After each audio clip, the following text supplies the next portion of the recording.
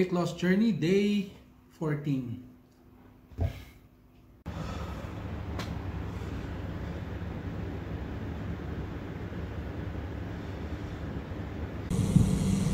So, start na tayo ng ating morning ride.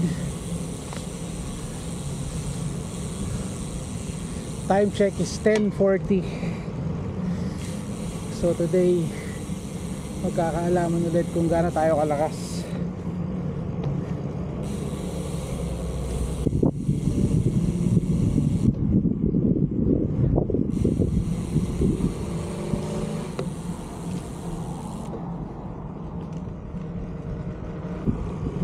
Kahapon nakatatlong ikot tayo. Ngayon kaya natin ng 4. Kakayanin. Let's go. Medyo malamig-lamig pa yung hangin, so maya iinit na rin yan. Lamig yung hangin. Ayan, approaching na tayo dun sa nakikita natin. So simula na ng ating first lap o unang ikot.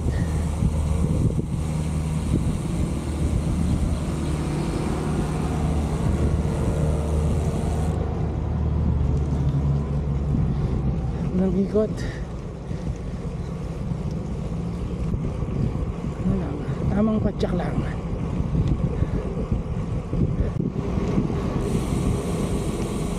Sa ngayon, di ba masyadong lumalaban yung hangin? So, good.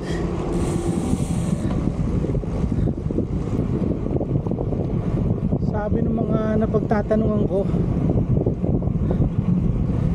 sabi nila, parang mo naintindihin yung speed. Speed is not important now. Important thing is maging komportable ako nakasakay sa bike ng matagal. Yung speed daw, darating daw yan slowly. Kaya lang syempre minsan nakakaya dahil bagal. Pero what to do? Bago pa lang, papalakas pa.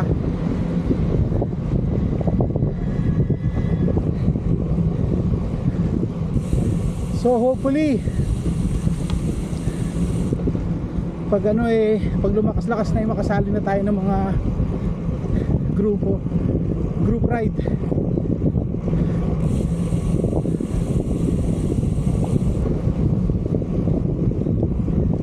That's my short-term goal, makasama sa mga group ride.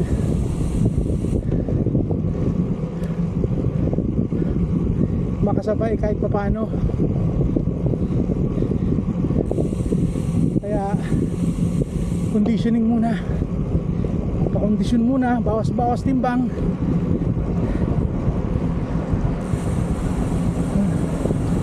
Yan ang unang importante sa akin ngayon.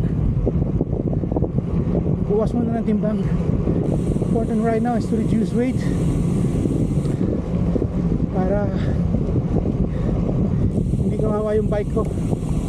Parang nabibigatan siya sa akin eh.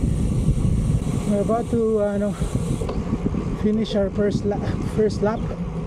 So nasa tayo sa unang ikot. Pangalawang ikot na tayo. So far, okay.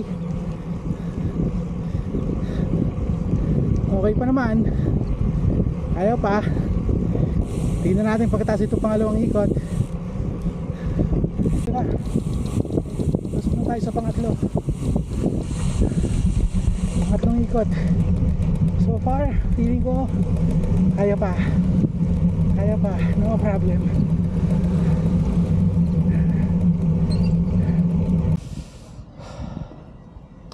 Yan na, napatigil tayo ng wala sa oras. Bagsak yung camera natin. Putol mismo yung kinakabitan. Naputol.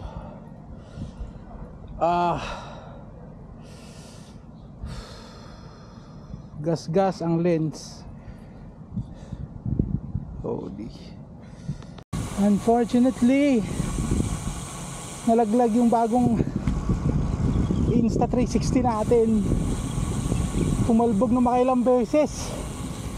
Yun, gasgas ang lens. Hindi pa ako nakakabili ng lens protector.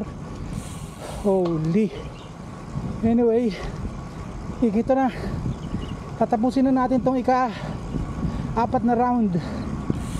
So, para kahit pa paano kahit medyo nagasgas yung camera natin may napala naman tayo na maayos. So ayan na, patapos na yung ating pang-apat na ikot. Yan muna for now. Medyo masakit pa rin sa dibdib yung pagkakabagsak ng camera ko.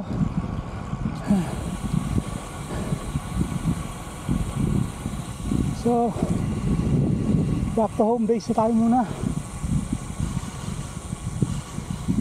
At hindi na rin yung sikat ng araw. So far naman, nalagpasan natin yung kilometers natin kahapon. 16 point something now. We're on to 20. So ayun, headed home na tayo. Assess natin kung gaano kagrabe yung damage nung Insta360 ko. Let's go. Ito na, malapit na tayo sa bahay. Home sweet home na.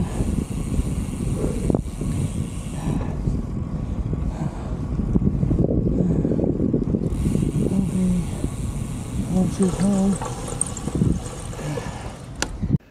Now, for our first meal of the day, gagawa tayo ng keto garlic bread. So, slowly, we're going to transition into a keto diet. So, ito na yung mga ingredients natin. So, ito na yung ingredients natin. Almond powder, baking soda, cream cheese, egg, mozzarella cheese, and butter. Yung butter nyo dapat grass-fed. Difference niya between the commercial, yung normal butter, yun, mga grain fed or yung mga pellet, yung mga feeds. So dapat grass fed cows. Same lang naman siya ng price, hindi naman siya nagkakalayo. Pinakamagandang brand daw sabi nila is itong Kerrygold. Yan, 1 cup ng mozzarella cheese. Tapos 1/2 cup ng almond powder.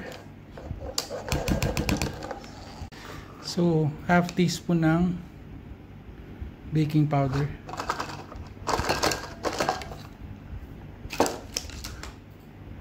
So, cream cheese, mga 2 tablespoon.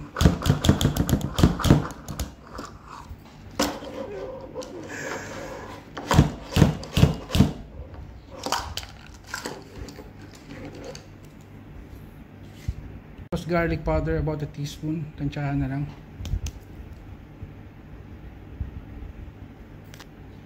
Lagyan na rin natin itong herb na to.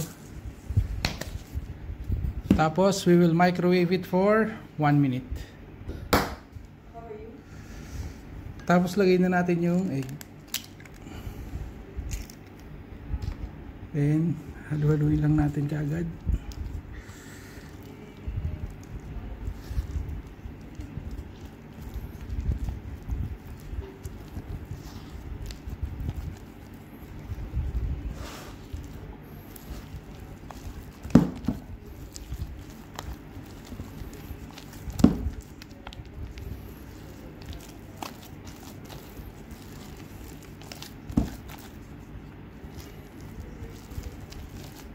So dito ko na lang siya ipa-flat sa air fryer sheet.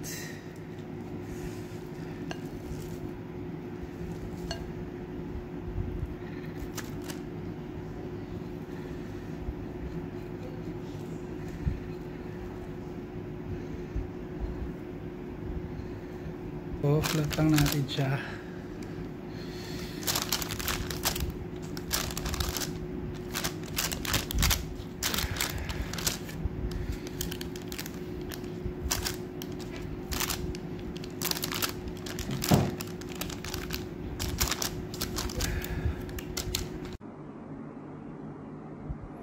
Lagyan natin ng garlic, yung tinunaw na minicrowave ko yung butter. Lagyan natin ng garlic.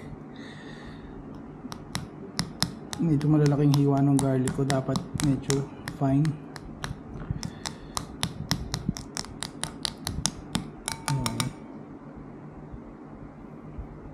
Garlic, tapos lagyan natin ng garlic, lagyan din natin ng oregano.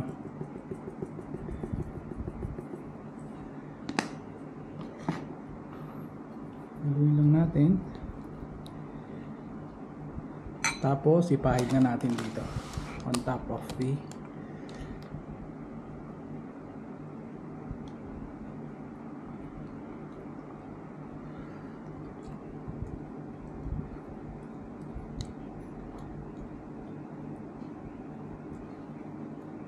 pasensya na, medyo makakapal yung garlic ko.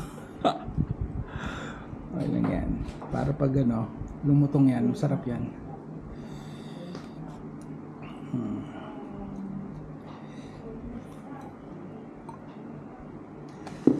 Yan na.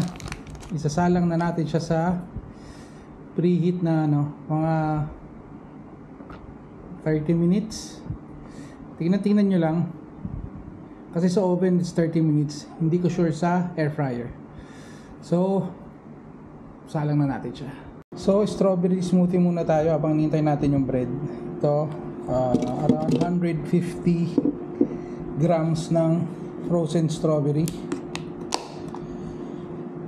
Tapos, mga about 1/2 cup ng almond milk. And then whipping cream, mga 2 to 3 tablespoon lang. Tapos blender na natin yan. Pwede ka rin pala maglagay ng steviana. Kung gusto mo medyo may tamis ng konti.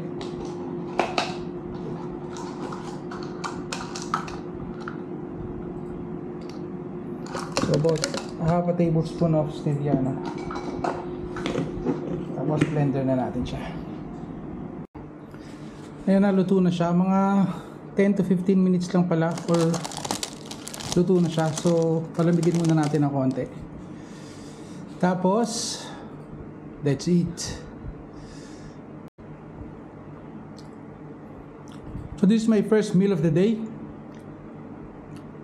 Keto garlic bread. And about 80 grams of turkey breast, and my strawberry smoothie, keto strawberry smoothie. That's it. For dinner, I'm going to prepare chicken creamy mushroom with spinach. Lutuin lang natin ang manok.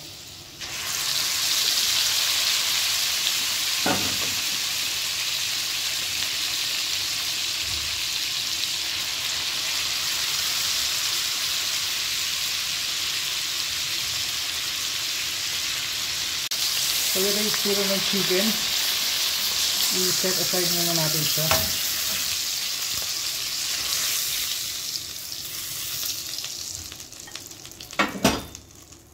Tapos mag-gisa ka na rin dyan ng bawang at saka sibuyas.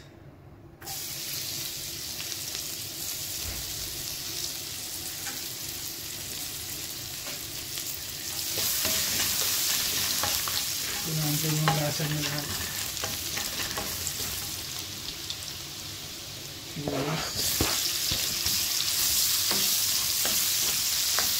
Tapos sama yung mushroom.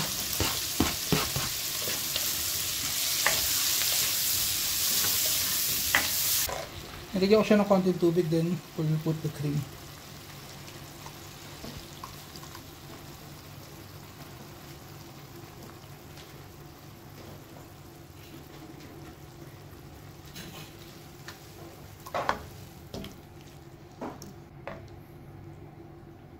Pakuluin lang siya ng 5 to 10 minutes. Ayan, medyo natuyo-tuyo na siya ng konti. Parang naging gravy style na siya. Lagay na natin yung spinach.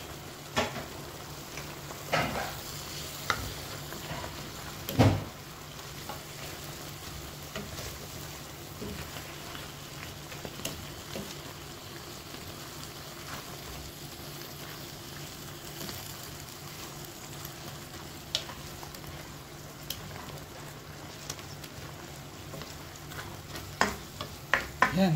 Okay na yan. Plating na tayo. So, yan na. Dinner. So, my dinner is served. This is creamy chicken mushroom with spinach. Tsaka yung natira kong tinapay kanina. Yung keto garlic bread. So, now let's find out how much weight did I lose today.